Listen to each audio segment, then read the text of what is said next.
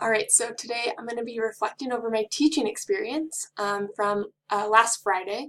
I taught in class. The experience was eye-opening to me because I recorded it and reviewed it back, watched it a couple times just to make sure that I didn't miss anything or had dozed off or not paid attention to all concepts that I shared that day.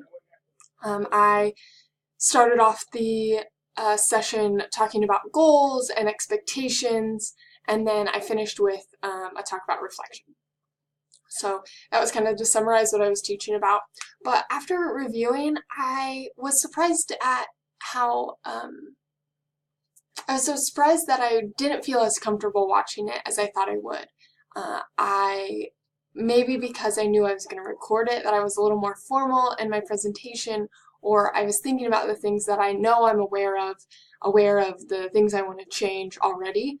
But I thought I did a good opening. My opening was, get the students up and moving, and during that time, I felt like it kind of lightened the room.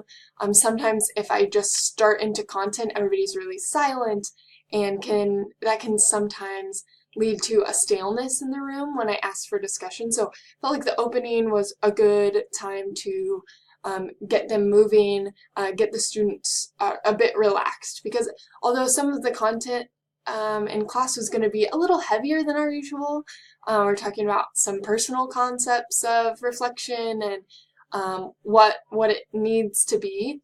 I do think that allowed for the students to be relaxed. I did struggle at the opening to have the items ready, so definitely showing up early to class and getting it uploaded in the computer, making sure the system works, testing it is really important, and I kind of fail at sometimes. Either I get caught up with talking to students, or I get ahead of myself before I'm even set up on technology. So that was some of the things that I look to change. But also, I need to eliminate the distractions on my body. A lot of times I put my hands in my coat. I do teach in my coat a lot, and I need to take it off because it can be a distraction. Or the things in my pocket, I usually mess with my keys or my phone. Although it's not visible, I kind of jostle with it in my pocket. So I noticed some of those little idiosyncrasies while I was teaching. I also pace a lot.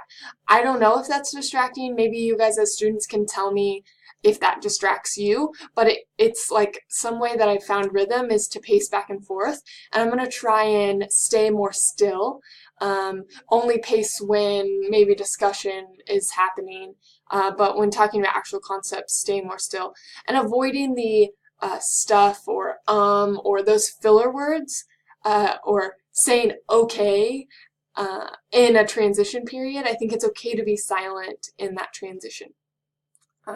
But I was kind of in front of me here, I have some of the comments that I wrote, but I do a lot of animated talking with my hands, kind of like even as I'm reflecting here, I'm moving a lot. So avoiding that excessive movement that doesn't really contribute to what I'm talking about. So when it came to the discussion portion of the class period, my affirmations often cut people off, and I've noticed that about myself in the past. When I'm having a conversation one-on-one, I tend to interject too soon, don't let the person finish their sentence, and especially in discussion, that can kill a discussion completely.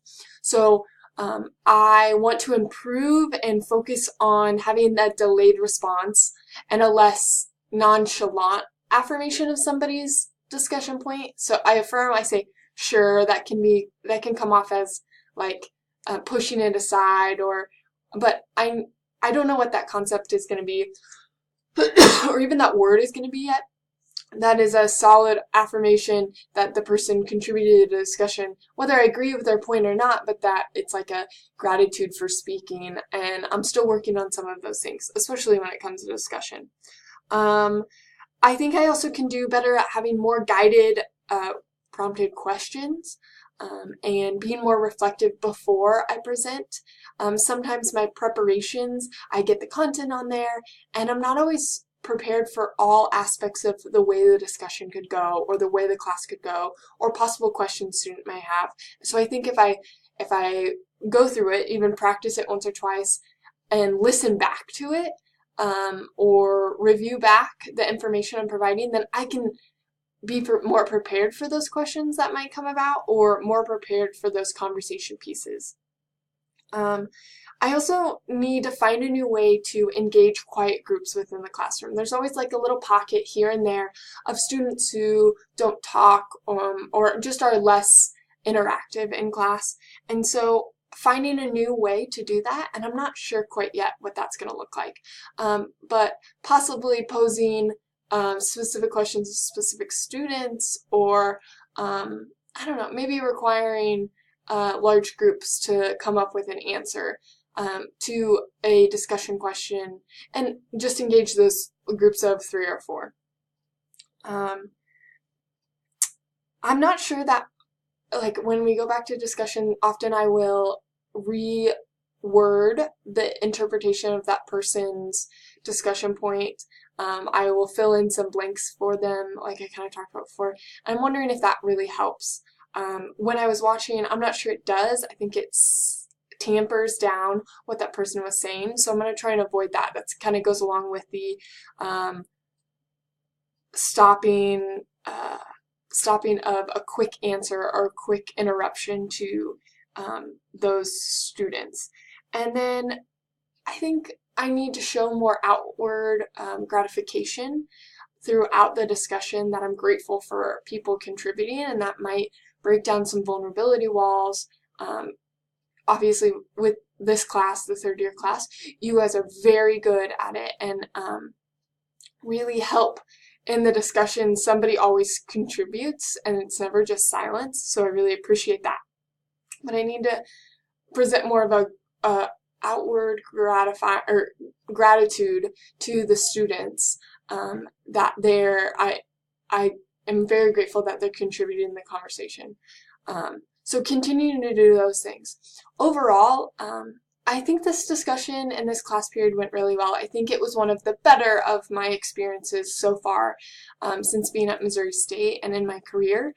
So it's hard. I want to continue to record sessions that, or have a bit of a forget that I'm recording them, and see how I interact when I know I'm not, or when I don't know I'm being recorded. I think that always there's that efficacy to recordings, is that you're going to be more prepared when you know you're getting recorded. So my hope is to continue this practice, continue to set goals for myself on what I want to do, what I want to get better, which is be a better storyteller, to be less reliant on my PowerPoints and more focused on student interaction and cooperation, less on we have to get this content in today. So thank you so much. I hope this reflection of my own teaching experience helps you in what you're going to reflect on this week from your clinical practice, and possibly, you don't have to review or record yourself practicing, but you can think back and take an objective thought into what reflection should be, an objective thought into what you did that day or that week, or in a really stressful situation, whether it be school or clinical or interactions with your preceptor, and maybe even ask a preceptor or another student, hey, how do you think I handled that situation? What do you see about me that might need to change or improve?